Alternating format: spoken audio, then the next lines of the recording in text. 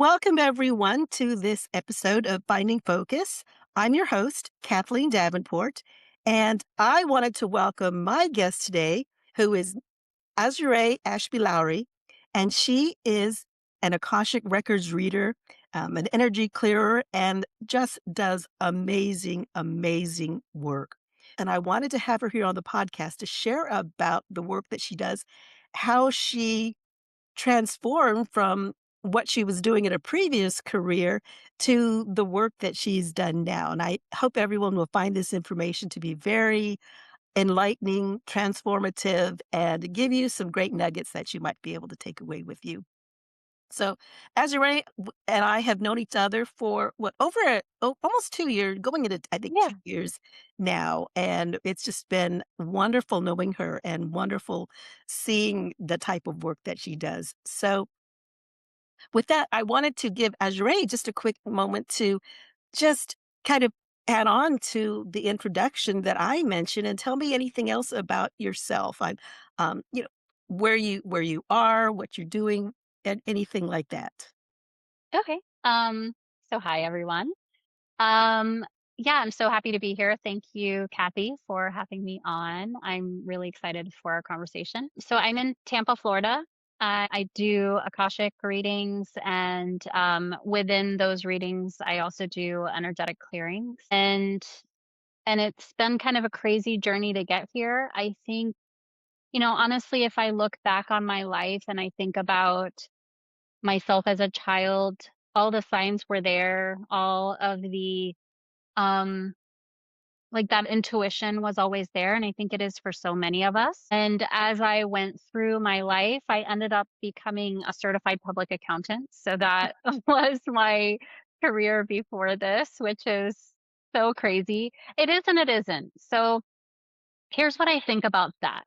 I almost became an attorney as well. So, but all of this is around like balance and justice and so when you think of those careers, though they seem so different from these more spiritual, if you want to call it that. I don't know if I love that term, but from these more spiritual careers, it's like yeah, they seem extremely different 'cause it feels like it's left brain versus right brain or something like that, but it's really not. It's really, I think, my need and my desire for balance and for justice, and so, honestly, I think that's been part of a a pro, and part of a con too, because it's like I'm really like, I take it seriously. I take this work seriously. And not saying that other people don't. I'm just saying for me and because of my background and because of who I am and because of probably my old career, I do take it very seriously. And I want to make sure that I am um doing it justice, providing a service and guidance through me that that is as clean and as pure as I possibly can. And so, you know, also at the same time, not making my human wrong in any way, but just kind of, I don't know, making sure that I'm I'm doing what it takes to make sure that my channel is as pure as possible. I think that's such a great perspective, and I love the fact that you talk about how you went from this very analytical background to what you're doing now, and what I'd love to have some conversations with you also today about the use of spiritual, because I also have that little bit of a hesitation about that in my work as well. For those of you who don't know me, I'm like Azuree, I came from a very different background into this world. I was a military officer, and and then I also, worked in the political arena, not necessarily as a politician, but worked for a politician, and those are very different worlds that you're coming into. When I was in the military, everything for me was so analytical, and I get people that ask me the same way, how did you get to where you're doing what you do now? Because it's so diverse or divergent. And as I thought about that, it really comes from a place for me when I was an analyst, had to find information, had to get to the heart of the matter, had to find the truth of what was really out there and being able to present that. So I look at this type of work is just seeking more answers, more clarity, more balance, to balance out the information that's coming from different directions as well. So I love that you were able to put it in those kinds of terms and able to kind of, it took me a while to kind of reconcile that because I'm like, this doesn't make any sense at all to me. Yeah. It Was I on the wrong absolutely does. path? What did I Yeah, do? What I, yeah. yeah, yeah. And so I'm finding now as I'm sitting with this, because really I just came to that realization about 3 or 4 days ago as people I was like, "This really does make sense." It really does, and so now I'm sitting thinking about it because particularly I and probably you get questions asked from people who say that, "My logical brain just can't make sense of this information." I still even have hesitations about talking with someone who does this kind of work that we do, and but now I'm finding that those logical brain people, they are just like the deep thinkers, the deep seekers of information. And I applaud them now. And I don't approach them with just hesitation, like, oh, am I going to get good information or give them? It's like they want this information. And the information that comes through us, as you said, is so profound. And I think it really hits a deeper point for so many people. And that's why the work that you're doing is so important. So tell me, how did you get to this point? How did you make that shift? Was there some kind of a defining moment? Was there just some sort of insight that said, you know what? Well, you said that you have known that you have had this ability or interest in this type of work, but what was the moment, if there was such a shining moment that came out and said, okay, I'm stepping fully into this?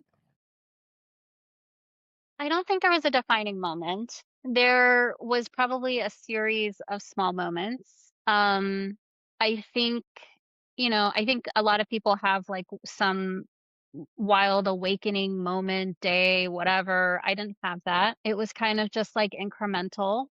And specifically with the Akashic Records, I had heard someone on a podcast. I had never heard of the Akashic Records before.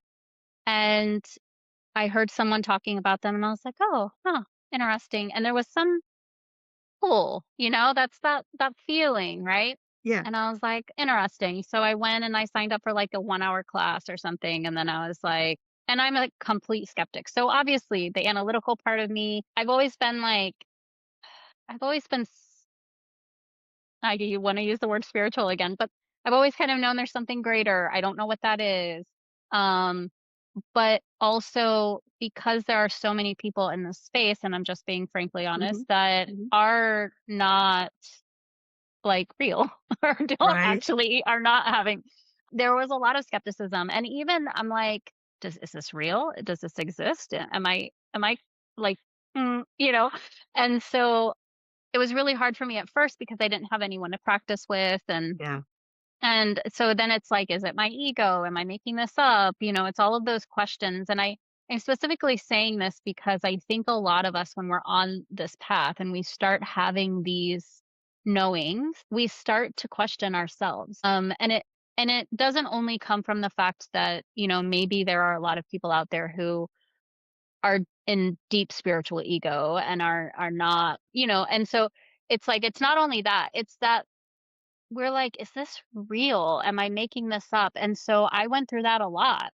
And what really helped me is that through this process of learning how to access the records, and I can talk about what those are in a minute, I was able to practice on complete strangers. And then I was able to get information Hmm. about these people who I had literally never met before the time that I was on the call with them, and knowing profoundly deep and intimate things about them, and how would I know, right? And Exactly. so it's like, "Oh, this this is obviously real." And then there was still that skeptic for a while, like, "What is it?" And so it is like this mind-bending thing, right? Because Really it's is.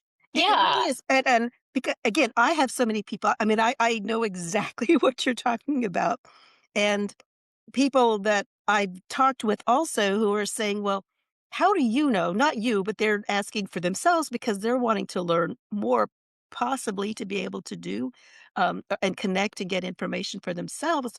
But the big question is, how do you know if it is actually information coming through, or is it just your mind making this up? How can you tell? So could you kind of elaborate on that? What is your way? I know maybe we all have different ways, but I'd love to hear what your take is on that. How do you I will give you 2 answers. The first answer is it doesn't actually matter. It doesn't matter if I were sitting here just speaking to you 100% for my ego. If that were the case, then I believe that that interaction was meant to happen. Mm, So, I don't so that's my first thing is, okay. like, it all belongs. It's all meant to be. Even if I'm deep, deep, deep in my shit, like, Yeah. it's it's all for a purpose. That interaction, it all belongs. And Yes. so from that standpoint, I don't get too bothered about um and that's how I can turn it off, oddly, right? Is that Mm. because I'm not like, am I in my ego? Am I in my ego? It's not even a Yeah. thing. Like, it just is not a part of It's it, not right? there. It's not there. Right. Yeah. So that's the first thing. The second thing is that it is the fact that someone would be aware of it and acknowledge it oftentimes allows it to sit to the side. And so, if you're getting a knowing and you're like, is this my ego? And then you're kind of like, if this is my ego, like, step aside kind of thing, right? Mhm. And then you like re-ask or you whatever, and then it's the same, it takes practice, but I think it's the acknowledgement of it is like the biggest hurdle, right? The acknowledgement that it could be that. Yeah, just the Um, awareness. Just having yeah, that awareness, and you just don't let that stop you. You just think, "Okay, I recognize this," and then you just go and continue to lean into it. Yeah, yeah, absolutely. And it's a muscle, right? Like anything else. It's a muscle that you keep working on, and then eventually it becomes stronger. And I think, honestly, if someone's new to it, it helps to have someone help guide you, teach you. absolutely. um and some people get it, just they have that lightning strike moment, or they've always had it, or whatever. But I'm not talking about those people. I'm talking about the people who want to grow the muscle. Mhm. And there's no shame in having a teacher, you know We all need coaches. Even coaches need coaches. So I agree. absolutely. It's just it really does help to have someone who has walked the path is a little bit they don't even have to be miles ahead of you. They can be just even a little bit ahead of you to show you things that maybe they've encountered or just the steps that they've taken or just even to have someone to bounce ideas off of or questions off of is so helpful. So let's go into just talking about the Akashic Records for people who have no, because like you, I had no idea what those were until somebody said, "Oh, in a previous lifetime, you used to access the Akashic Records." And I thought, "What is that?" So I want to hear from you your description of what they are and for our listeners to give them an idea of what we're talking about here. Yeah.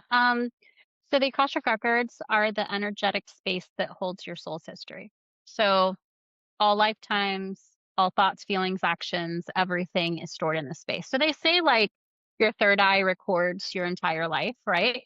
It's Mhm. basically all of those recordings, and you can access those recordings to get insight on things. I say it's like the wisdom, it's like where you can access the wisdom of your soul. And what that means is that we're in this lifetime now. We have, I don't know, our goggles on from whatever we've had in this lifetime. And those are the things that we're aware of. But there's all of these other layers that are there that are kind of like that have come with our soul. This is my explanation and Yeah. understanding. Um, and those things also affect how we interact, our patterns, our behaviors, our perceptions, all of those things. And so you can um access the records in order to gain some perspective about something that maybe you are trying to grow from, or learn from, and or maybe doesn't make sense. And I think at the end of the day, Really what the Akashic Records do, and I think, what most of this work does, is it brings you home to yourself. And what I mean by that is that, you know, we're all like many of us are so far removed from ourselves, from loving ourselves, from understanding that we are pure light and potential. And it doesn't matter who we are, what our experience is as a human, like we're all that, right?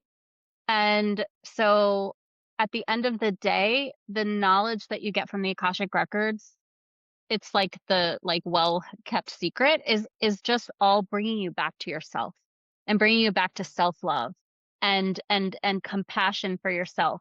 And the moment you can have love and compassion for yourself and the moment you can shift into that, the moment you can start having love and compassion for other people, because it's not until you're able to do that for yourself that you're truly able to do it for other people. And so all of the things that the records can teach you and all of the things that you can learn there, it's all about bringing you back to yourself. And so that's why I find it so beautiful. I that is such a beautiful way to put it. I love exactly what you said is bringing you back to yourself because what I've seen that is happening just worldwide, energetically, however you want to put it, is that people have become so disconnected from who they truly are.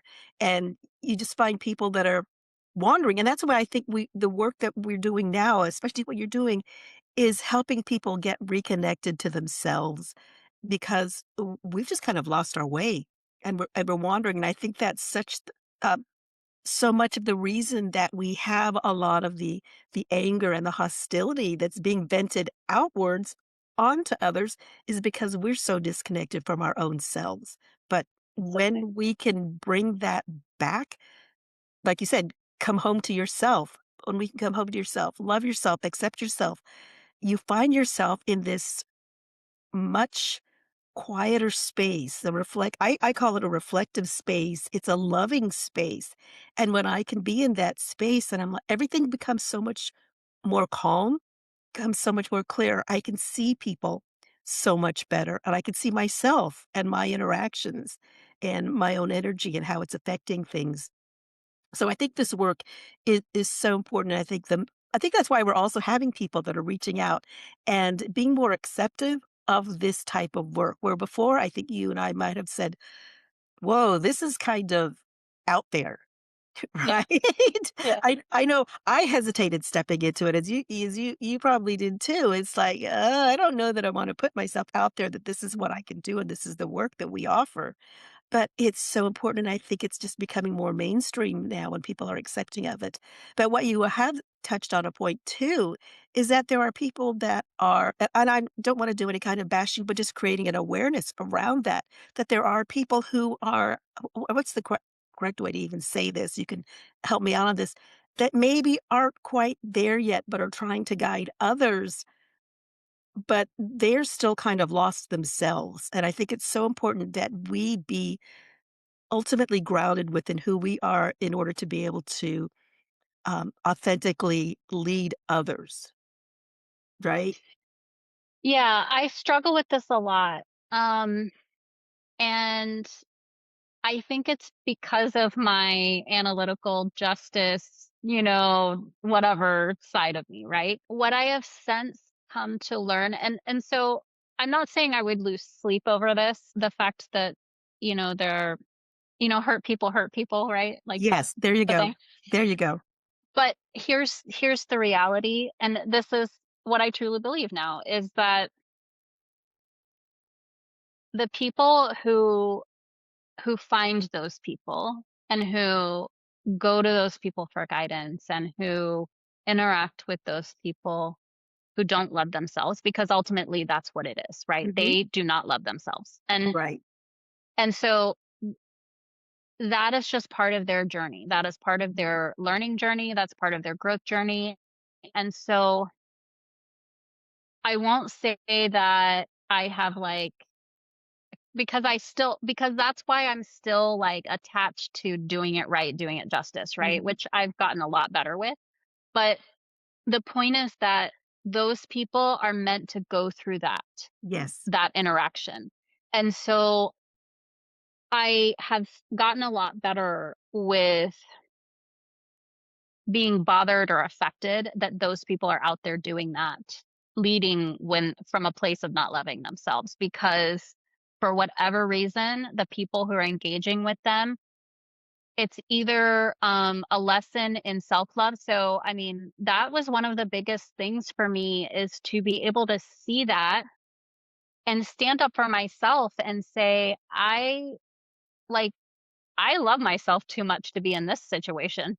And it was like when everything turned around, it was like, I am practicing what I preach. I am going to stand up for myself and I'm going to walk away from this. And so it's like, you know, those interactions are so beautiful because then you get to have the opportunity to like have that growth, have that shift, right? And I there have been times in my life where I have been able to be like, no more of that. And in doing that, I have been saying yes to myself. And I have been saying, I love you and I'm going to protect you and I'm going to, do what's best for you. And so if you can look at it from that perspective, all of it, again, all of it belongs. And so, Yes. yes, it still bothers me that people are out there and that they are not leading from a place of authenticity or frankly Authenticity. Yes. safety. Um, Yes. but again, it's all part of the journey of the people who interact with those people. And so it all belongs. It all belongs. I love how you put that because yes, it's all part of their journey on both sides. The people that are Yes. trying to lead in that sense, that are maybe not quite as authentic, haven't gotten to that space yet in their own realization, and those that are drawn to working with them, that's part of their journey as well, because then they're going to have the realizations that, oh, however it might need to come out and work out for them, that's all part of the overall journey on both sides. But as you said, you've come to this space of being able to establish your own, if you want to say boundaries or saying putting yourself first. And again, I so relate to you on that because I recognize that in myself. It's like I am very protective of my peace right now. I've removed myself from what I call the drama dynamics. I don't want to be around that. And I just I guess I'm so protective, and as a result of doing that, and I'd love to hear what happens, how that shift has changed things for you as well. But for me, and just even recognizing this over the last couple of weeks, that my energy has just gone like tenfold. My creativity has just expanded. Information is coming through that, oh, this is something you should look into doing. This is someone maybe you should reconnect with. It's been such a beautiful passage when you start protecting your own peace. Yeah. I mean, I think I felt I have felt similarly, but what I think really gave me the freedom to, I don't know, just gave me the freedom is that I can, like, two things are not mutually exclusive. I can have love and compassion for people, and I can also make the choice that they are not going to be part of my daily dynamic. Mhm. And so that's the part of this whole thing that is so important is, I mean, I can look at, you give me anybody, the worst like sexual offender, uh, and I will find a way. I'm not putting you on. I will Yeah, find a way to have compassion for that yeah, person because at the end of the day, like, so that's the thing, right? And that's the freedom, is that, man, I can have love and compassion for that person and for the life or lives that they must have lived, right. and to get them to a place where they are right now, right? And man, I have love and compassion towards that. I really do.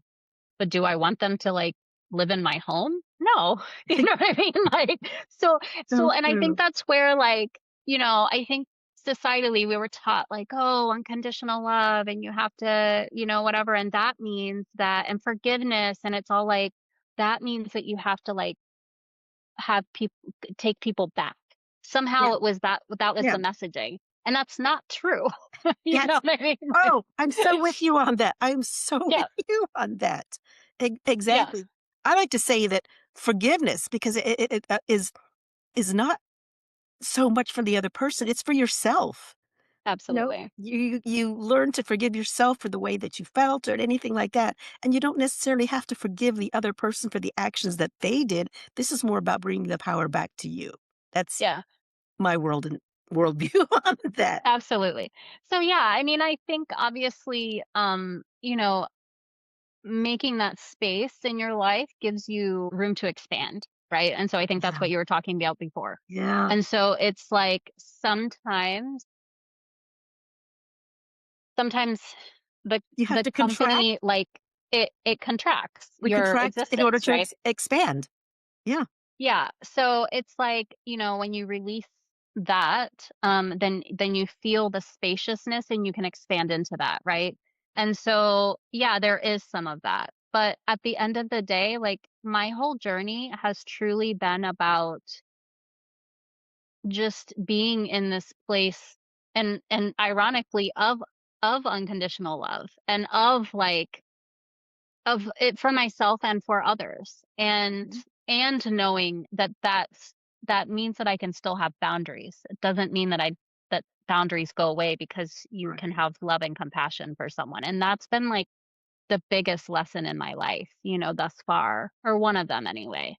And I truly and I think also, and especially because we're in this spiritual We're gonna get to that. We're gonna space. jump to that Yeah, we're gonna next. get to that. Um, it's like because our I don't know, I was raised Catholic, so, like, God was perfection. You had to be perfect to be God Yeah. like God, and perfect, perfect, perfect. And so anything that was not perfect was not of God. And so it's like, oh, I'm human. I'm not perfect. I have these human things. I have emotions. I have anger. I have sadness.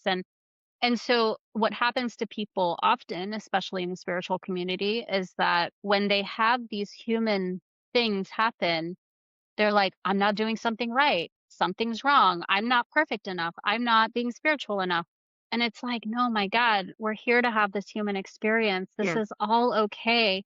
And so it's also like letting myself off the hook for being human, And so I brought that up because it's like, I think a lot of us are like, if we're in this space and we're doing this work, we have to be perfect. And I've Mhm. been guilty about that as well. And so when I'm not perfect, I'm like, "Oh, no, I'm not perfect. I've gotta be better." What if me not being perfect is gonna taint the message that comes through me or something? Right. And it's like, "No, that's not the way this works?" And that's what I will also say about, bringing it back to, some of the people who don't love themselves and stuff like that. Like, all of that is they're human. Yes. And it actually doesn't necessarily mean that what's coming through them sometimes is not of source. You know what I'm saying? Like, sometimes it is ego, but Yeah. sometimes it is of source, and so it again, it all belongs. I No, think I'm rambling a little bit, uh, but I think I'm getting what you're saying here is because what we do, as bringing forth this information for others, it's also brought forth through the lenses that we wear, or the lenses, Mhm. or who we are. So I think it's so important that we do the work on ourselves to have that clear understanding of who we are, what we're grounded in, and that we are so clear, so that the information that comes through is also coming through what you described as a clear channel. We're a clear channel. We're a clear vessel. But at least, even if we are living with some of these imperfect moments that we may have, we recognize that. But then we can still go back to that clarity. So I think that's such an important aspect for people to realize, is that we see things through the lenses that we put on. or that we're carrying or that we're wearing. And it's important to recognize that. So people who Yeah, and it have doesn't done make the it wrong though. You know yeah, what I mean? Like yeah, it correct, correct. because someone could ask me a question in a reading and ask you a question in a reading and get a completely different way, a different completely different presentation of the information. And what makes humanity so beautiful is that, like, maybe your way of presenting it was perfect for that person, and my way, because of my goggles, they'll call them, um, of presenting it, same message, right? But it's like the reason humanity is so beautiful and that even the clearest of messages coming through our humanity is so beautiful is because it it is gonna resonate with the people it's supposed to resonate with and Yes, in that way, right? And in that so exactly. yeah, yeah, Exactly. I know when I used to do, motivational talks to people, I would never really prepare anything because I just couldn't. I thought, "What is wrong with me? Why can't I prepare something that's going to be" well, as I realized later on is that I would channel the information particularly for that audience, and that I would never even I might remember a highlight of the talk, but I would never even remember what I said, and I'd have people say, "Oh, can we have a copy of your script?" And I'd like, "There is no script." Every single talk that I ever gave was channeled directly for that audience, and yeah, that's how I believe when information comes through is that we have that exact right information for whoever it might be yep, that we're yeah, reading for, and that's how it comes through, yeah. and that's how it's meant to come through. Absolutely. And that's what always tickled me, like, when I first started this was, like, later people would be like, "Oh, remember when you said," I'm like, "I have no recollection of that whatsoever, I'm sorry." I remember little highlights here and there, but Yes. I remember some of the Yeah. highlights of readings that you and I have done for each other, and I'll Yeah. remember little fun little tidbits that we Yes. shared, Yes. and those things, but I if someone comes back to me and says, "Okay, I'm doing another reading with you, I wanna add on to what I said," you'll have to remind me what we talked about because I can't remember. I don't remember Yeah. much of it at all, and I think that's Yeah. such, a pure way of looking at things. So let's jump into this talk about the term spiritual or spirituality because I struggled with that also, and I just kinda still trying to wrap my head around that. So I would love to get your thoughts, or let's just have a conversation around this term spirituality and spiritual used in the work that you do and I do. Yeah, I hesitate with that word only because of I think the, like, expectations and the connotations and everything around it, and what I mean by that is, like, I'm going back to, like, the whole perfection thing and the the kind of, like, what it means to be spiritual these days, and Mhm. because it's becoming more mainstream, it's also, I think, on some level becoming a little bit tainted, and unpopular opinion. Um, and and so for me, I use the word because it's the closest thing that I can think of to come up with because I don't have a new word for it in this moment. But it doesn't, this feels so much bigger than that. And it feels, I don't know how to say it. Like, for me, this work is just, it's like, it's love, it's truth, it's everything and it's nothing. It's all of the things. And and like I've said earlier, it's accepting all of those things from this end of the spectrum to this end of the spectrum. And spirituality in its current form or that word, it doesn't allow for this. It allows for this, like these people over here, but it doesn't allow for this. And to me, like everyone's included, right? And so I feel like when I say, "Oh, I work in like a spiritual thing," like I'm limiting it or I'm making it feel like these people don't belong or something. And everybody belongs. Like we're all the same. You know, we're all Exactly. connected, we're all one. And Yes. so because I think the term spirituality these days has ego, like spiritual ego attached to it, where it's like only this top 25% of people get to be spiritual because Mhm. you have to be this good or Yeah, this yeah. whatever to be, like that doesn't feel good to me. And so that's what my hesitation with the word is. Um, yeah. So that's where I'm Yeah. coming from. I love hearing your perspective on that because, again, as I said, I've hesitated. Again, I have a Catholic background, Catholic Hmm. upbringing. I consider myself now, I'm open to all faiths. I'm pretty much kind of like non-denominational. I feel like I'm, again, spiritual, but not necessarily religious. I believe there is obviously a higher power, higher guidance, but it's whatever you want to make that out to be. That's an individual decision in my mind. And spiritual, again, from my background, was also like, okay, if I say I'm a spiritual intuitive or spiritual, I provide spiritual guidance, it's like, oh, are they thinking that I'm gonna be providing religious doctrine? 'Cause Mm, that's yeah. not that's kind of where my thought process was, and I hesitated, and I'm finding, yeah, more people are understanding of that term, but then you come across people who are offering different services, and yes, they definitely are offering spiritual/religious, guidance. So there is, to me, some sort of, I don't wanna call it wrong, but sometimes I'm wondering, "Oh, is that mismessaging that I'm giving out?" And the same way that people are using the word intuitive. I call myself an intuitive. I give intuitive guidance.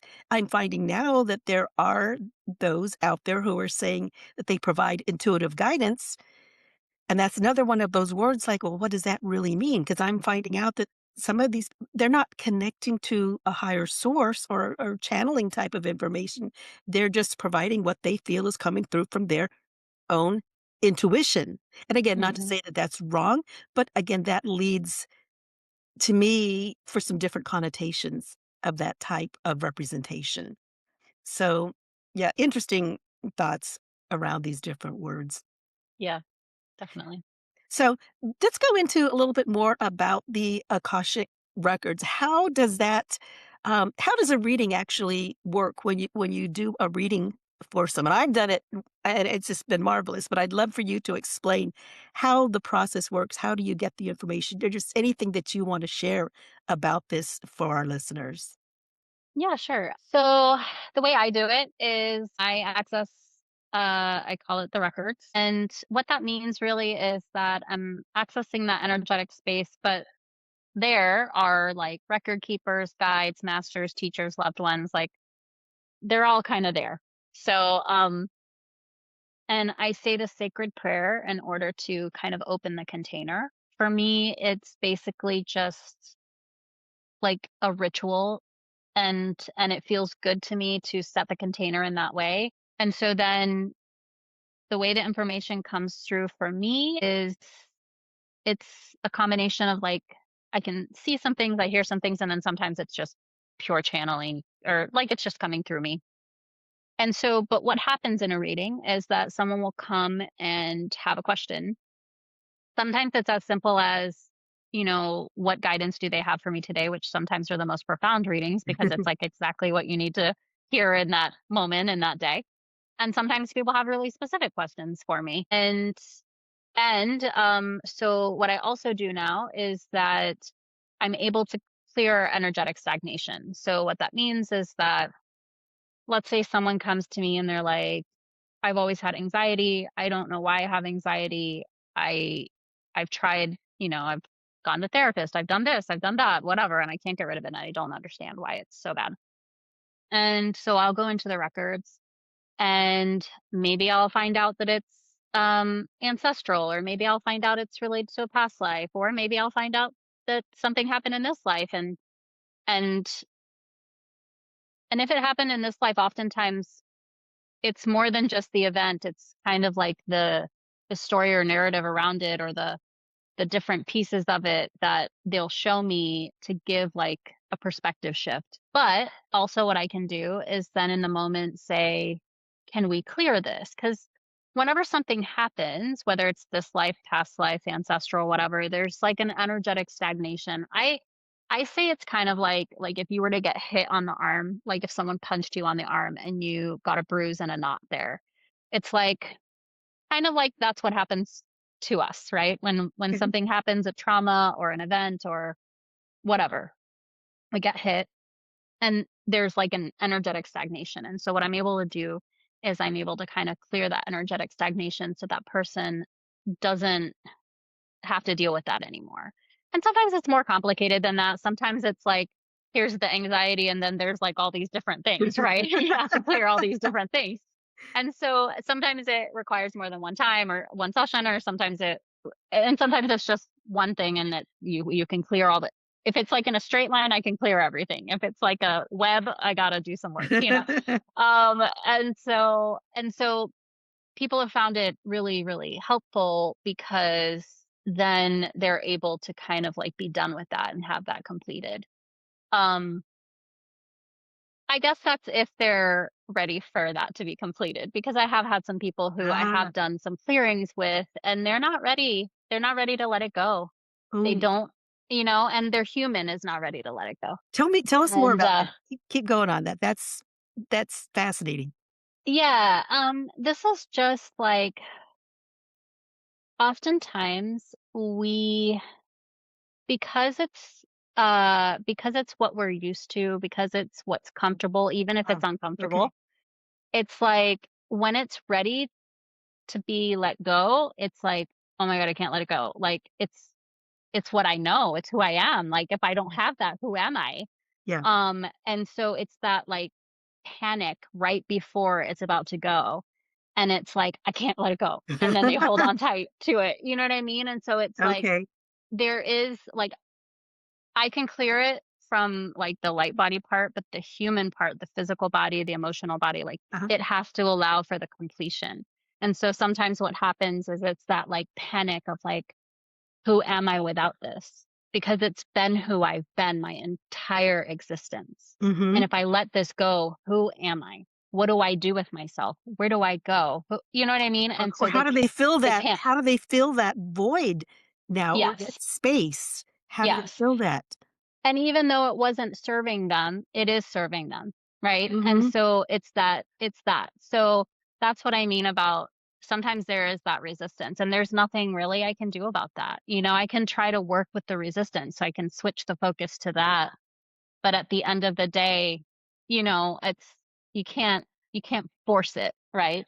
Right. So what, Yeah. if it without sharing anything too private for any of the clients that you have, can you talk about, any of the shifts that you've seen, or what have clients let you know that has happened to them after having a clearing or an Akashic Records reading with you? What sort of revelations and what sort of things have changed for them? Yeah, I mean, I've had people who have had severe depression their whole lives. After reading, I can't remember if I did any clearing in that reading or not, but um, I mean, had like history of like suicidal ideation, like, and not again, seems like it's like one of those, we need one of those disclaimers or something Yeah, like that. right, But exactly, yeah, right. yeah, yeah. But I mean, and after the reading and after it was like this person had been seen for the first time in their lives Wow. because I could see the reason they were suffering, and I could see what the reason that it was so tumultuous for them, and I mean, they were telling me the information, obviously, I always wanna qualify, but I could see all of that, and it was like Mhm. they felt seen and understood and heard and known for the first time and acknowledged, and it also was like, "Oh my gosh, that's why I've been feeling that way," and it was, this beautiful unfolding of, like, still to this day, that person is doing well, um, has had, like, a shift that it hasn't gone back. Like, I'm sure they have their moments, everybody does. And so that's like a big example, like a really profound example. But there have been like smaller things, just little things of like, I don't know, when I do clearings, if I'll find something, like I'll find something in the throat chakra, and I've found all sorts of crazy stuff. But, if I clear that, then they're able to more speak up for themselves, or Mhm. um same with kind of like solar plexus work, and finding their own autonomy, and and safety and survival. Like, so a lot of chakra work in the clearings. But also just like those things that people have suffered with, really, like, if they were like a 10, depending on how complicated, again, that it is, it's like it can be dialed down from like a 5 to a 0, it just isn't a thing anymore.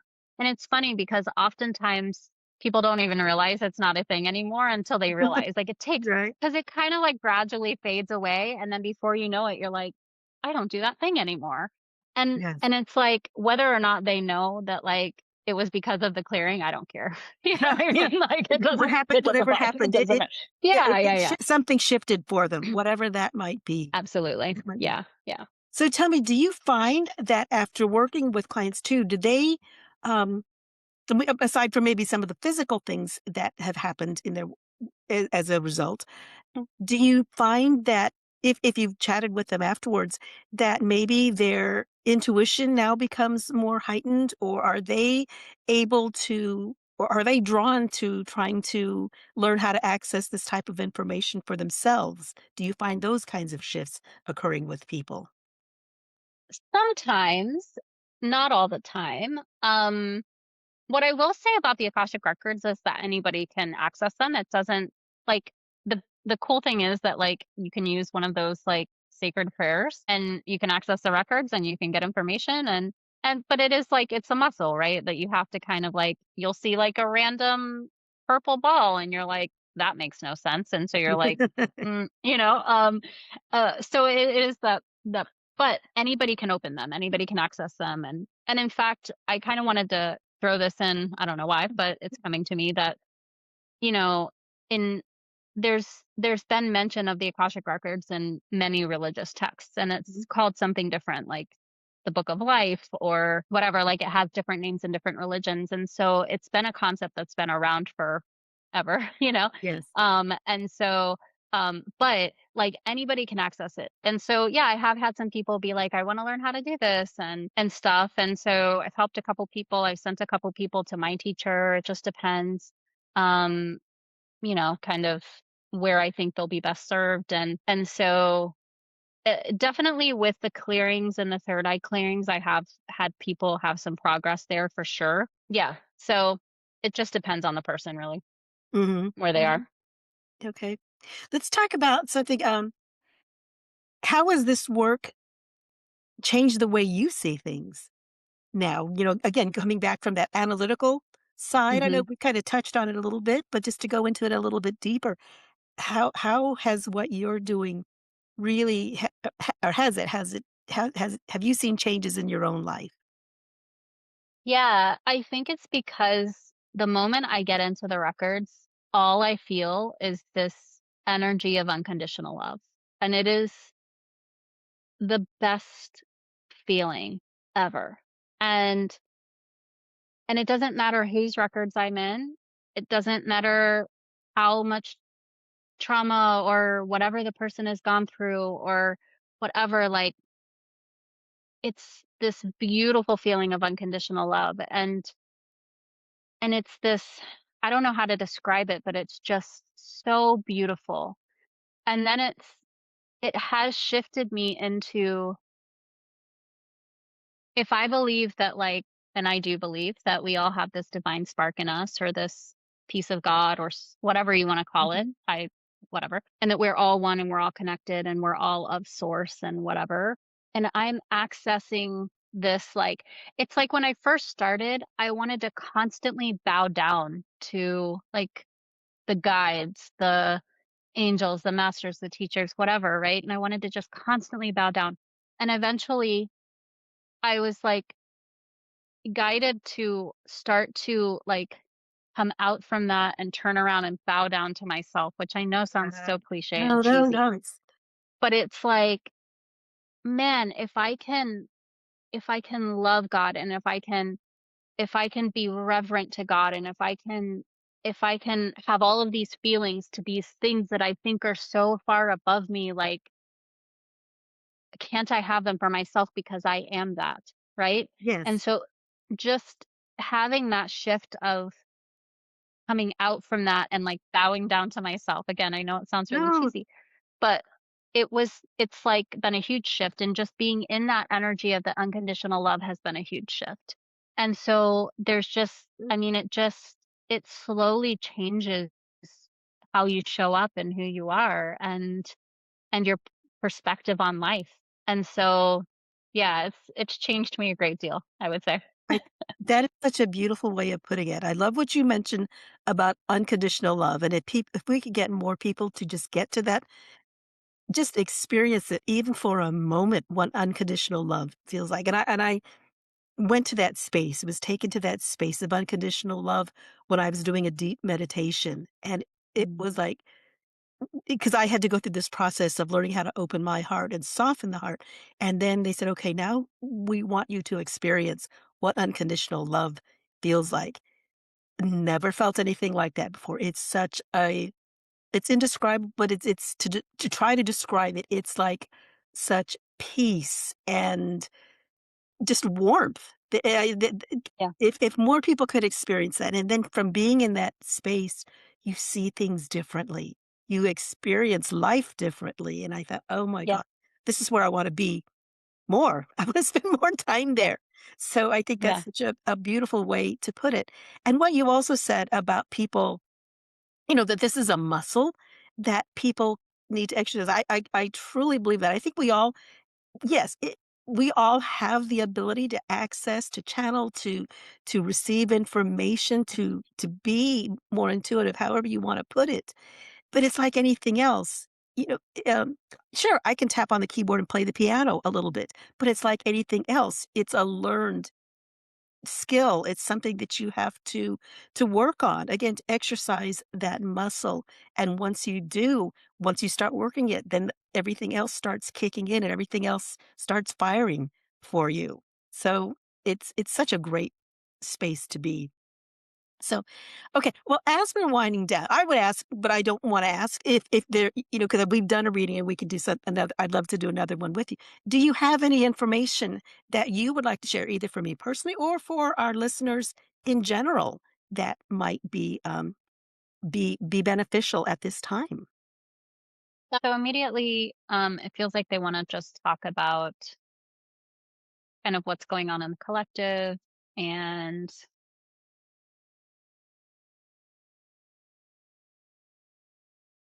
I get this great sense of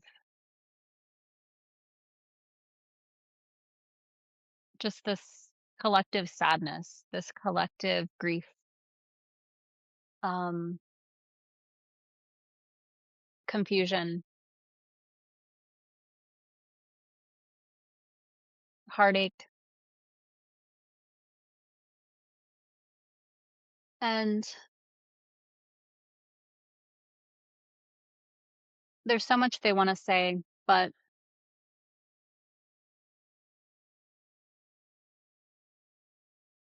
they want everybody to know that they are being held, and they are being cradled through this time, but it's a time that must occur.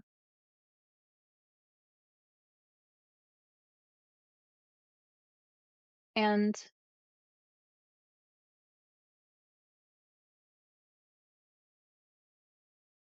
but this is a time where we all must practice discernment, that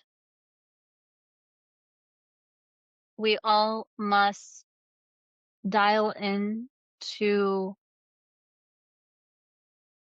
the the the the core truth, the inner truth, um, the only truth. And the only way we amplify the light is by dialing in to the light, by dialing into love, which is the truth, right? Anything else is meant to dim the light. And so even though it's hard and even though our heart aches and maybe we are in a state of grief or we're in a state of confusion or we're in a state of mm, uh, uh, conflict within ourselves of trying to figure out what to believe and what not to believe and what to uh yeah, and it feels like a lot of us are confused and we're struggling with that on top of the grief and the sadness. Their message is that the only way that we can amplify the light is to dial into love, and then to see everything through the lens of, is that from a place of love or is that from a place of fear? Is that from a and fear, there's so many other adjectives, fear, power, control, whatever. Um, and but basically it's fear. So it's always fear. So it could be fear of losing power or control. It could be fear of all sorts of different things. So it's like love or is it fear? And so when we're trying to discern, so this is the practice that we can do for ourselves. When we're trying to discern, you don't really have to bother yourself with, you actually don't even have to bother yourself with the trying to figure out what's true and what's not, because the moment you dial in to the heart and to this heart space and you begin um to what's the word, not wash but filter everything through that space, the truth is revealed and the light is amplified. And so in this moment, specifically for the listeners of this podcast, the goal is to amplify the light because, um, and actually they want to do a quick flush of uh, beautiful golden light energy to wash away the heartache and the sadness that is consuming us. And much of it is not ours. Some of it is ours. Much of it is not ours. And so they'll provide a beautiful golden light shower that will allow all of that to melt down and rinse off and be absorbed into the earth so that we can let our light shine and we can amplify the light in time in times of darkness. And so they're saying we could go on and on forever and talk about this forever, but We'll have to do we this will again. wrap it up. Oh, Yes. this is oh, thank you for that. That was so beautiful, so profound. I don't even have the right words to say for that, Mm, but the messaging that you just brought forth, I think will resonate with so many people. And that light, that light that you're talking about, I hope our listeners can resonate with it, feel it, see it, and be it. mm. So thank you for Thank that. you. Thank Of you. course. Well, as again, wrapping up, I just want to thank my guest, Azuree Ashby Lowery, for being here. If people want to connect with you, how can they do that? And I'll put this information in the show notes as well, but what's the best way or ways for people to connect with you? So my website is akashicazuree.com. There they can book a reading or clearing with me. I also have a monthly newsletter or monthly morning meditation that I channel that it varies on the month depending on what needs to be uh said or meditated on or whatever. Funny enough, last month I I what came through was just like silence. And I was like, this doesn't make any sense. I don't want this. You usually give me this beautiful meditation. Like, why are you doing this to me? And and I, like, went away and I came back and it was, like, silence, and I'm like, "Okay." But anyway, and then so I had that the day before so that was on the 27th, and on the 28th, we had the Oh, Iran yeah. thing start. Yeah. So it was, like, obviously it was, Oh, I like, just got chills about that. yeah, Yes. so the meditation last month was just about finding silence and, kind of connecting it within and not kind of being consumed on the outer world and stuff like that. So and it was just perfect, right? And so it's So like, perfect. so things like that come through, and so it's free, and I send it just monthly, and so if anybody just wants to start there, that's perfectly fine. They can sign up for that on the website as well. Yeah, And I encourage people to do that. I get your monthly newsletter, that monthly meditation, and it's so beautiful. And I think it's just a beautiful pause for people to take, and then re-listen to it again.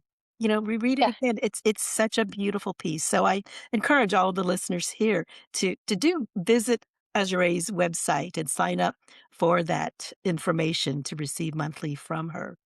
So with that, I just want to thank you again so of much. course. Thank you for having me. We're probably gonna have to do this again because I there's know, I know. I feel like there's so much we didn't talk about. so much we didn't talk about, and I think this is just so fascinating and so timely, and the information is so needed.